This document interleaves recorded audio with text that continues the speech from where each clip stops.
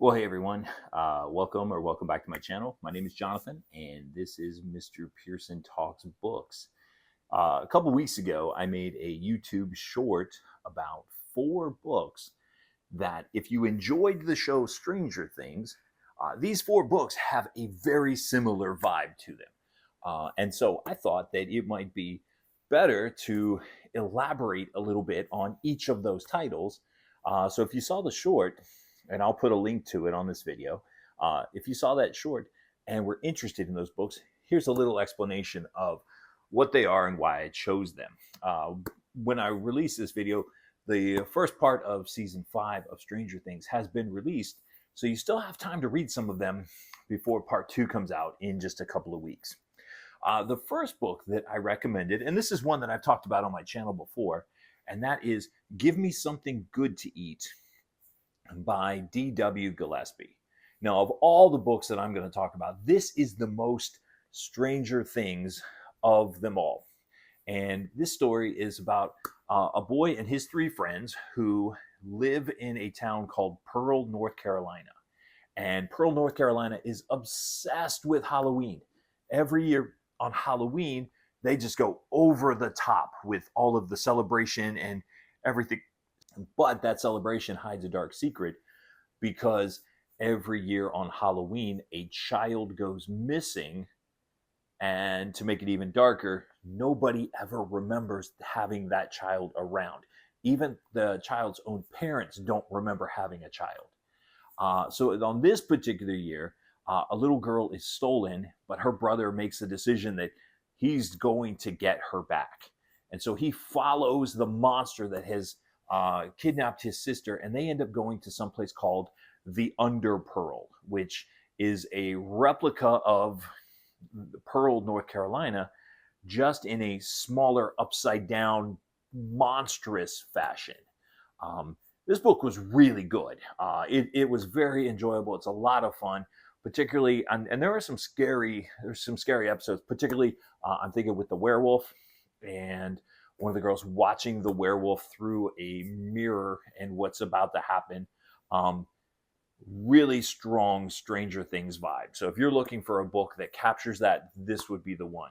Next up is another book that I've talked about on here. And this, like I've shared in the video that I made for this one, this is probably the scariest middle grade book I've read. And that's Spirit Hunters by Ellen O. And in this particular story, a girl and her family move from New York to Washington, D.C., and move into a house. And there's something off about the house, particularly when her little brother starts talking about his imaginary friend. And there are memories that our protagonist has, but she can't really put her finger on where they came from. And there are episodes in her past, particularly related to an incident at her school, that she just can't seem to remember. And this has a lot of those similar Stranger Things vibes where, if you've seen the show, Eleven can't remember some of her past, and there's an imaginary friend, and turns out there is a ghost haunting this house. This book was a lot of fun to read. So definitely check it out if you are looking for something that is scary, but not over the top scary. The third one that I want to recommend is called Small Spaces by Katherine Arden. And this particular book, it's the first one in a quartet. So there are 4 books, one for every season. And this one takes place in the fall. It's about 3 kids who are on a field trip with their class when their bus breaks down in the middle of a cornfield. And suddenly there is a monster who is turning their classmates into scarecrows and trying to take over that. There is also a mysterious book, and the main protagonist, her mom has died in a plane crash, and so the only thing she has from her is a broken watch and her memories, but her mother's able to communicate to her through the broken watch and let her know when danger is coming. This one has really strong Stephen King vibes.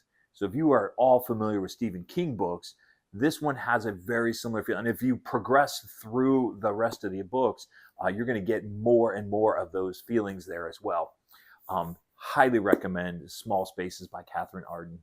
And then finally, I think this is the latest Goosebumps to come out, but it's called The Last Sleepover Ever. It's from the House of Shivers series, obviously Goosebumps by R.L. Stine. And this is about a brother and a sister who move into a new house that, like the house from Spirit Hunters, has a bit of a dark past to it. There was a girl who lived there who went missing, and nobody knows where she is. And add into the fact that the brother has made this into a smart house with lots of electronics and different things like that. And they decide to go ghost hunting. Well, the ghost that lives there isn't particularly fond of having people in her house, and so she begins to push back on them.